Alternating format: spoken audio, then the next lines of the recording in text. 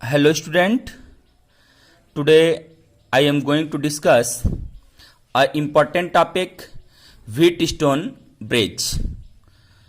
तो what is the Wheatstone Bridge? तो Wheatstone Bridge is simply it is the arrangement of resistances. This is the arrangement of resistance and used to determine resistance of any wire. ये resistance का arrangement है जिसके help से हम किसी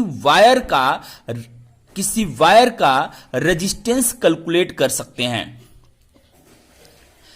अब इसका अरेंजमेंट है कैसे? तो here is four resistance such as P R S Q, P Q R S. तो here are four resistance connected in series form. P is connected from R is connected from S is connected from Q in series form and forms a parallelogram. This is the construction of a parallelogram A, B, C, D. This is the parallelogram. Forms a parallelogram. In this parallelogram containing in one diagonal a galvanometer and in other diagonal connected with a battery. तो battery यहां से current को supply करेगी और ये यहां से I current देती है और यह करंट आई यहां से स्प्लिट कर जाता है एक I1 पार्ट में एंड एक I2 पार्ट में। I1 यहां से इधर की तरफ चलेगा, I2 इधर की तरफ फ्लो होगा। अगर इसका वोल्टेज यानी एट पॉइंट बी का वोल्टेज अगर डी के वोल्टेज से हाई है तो करंट हमारी इधर से फ्लो करेगी और अगर ये वोल्टेज हाई है तो करंट हमारा नीचे से ऊपर की तरफ फ्लो करेगा। तो एक बार ये गैल्वेनोमीटर इधर डिफ्लेक्ट होगा और अगली बार गैल्वेनोमीटर इधर डिफ्लेक्ट होगा।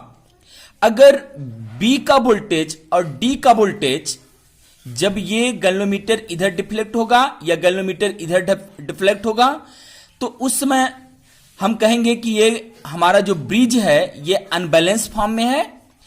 और अगर बी पॉइंट का वोल्टेज और डी पॉइंट का वोल्टेज अगर सेम हो जाते हैं तो न तो करंट इधर से इधर की तरफ पास करेगी और न ही करंट इधर से पास करेगा और इस समय ये ब्रिज हमारा बैलेंस फॉर्म में कहा जाएगा। तो during balance form of bridge P by Q is equal to R by S. P by Q, this is the resistance of adjacent side. ये P and Q, this is the adjacent side. ये एक दूसरे से touch side है तो adjacent side. तो P by Q is equal to what? R by S. This is the also adjacent side. तो हम कैसे इसका प्रिंसिपल कैसे बोलेंगे? तो सिंपली हमने यहां राइट कर दिया है देयर आर फोर रेजिस्टेंसेस। हमने अभी बताया four resistances connected in series form, ये सीरीज फॉर्म में कनेक्ट हैं एंड परफॉर्म ए पैरेललोग्राम, ये पैरेललोग्राम को बनाते हैं। इन वन डायगोनल ऑफ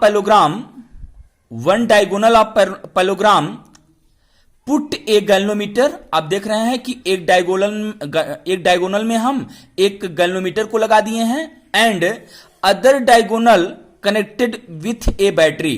और दूसरा जो डायगोनल बचता है यानी डायगोनल एसी में हम लोग क्या कनेक्ट कर दिए हैं? एक बैटरी को कनेक्ट कर दिए हैं with A battery during balance condition. ये देखिए मैंने अंडरलाइन किया है, ये ड्यूरिंग बैलेंस कंडीशन यानी जब ब्रिज हमारा बैलेंस कंडीशन में होगा, मतलब न तो इधर से करंट इधर को पास करेगी न इधर से करंट इधर, यानी इस समय इस गैल्वेनोमीटर में कोई डिफ्लेक्शन नहीं होगा।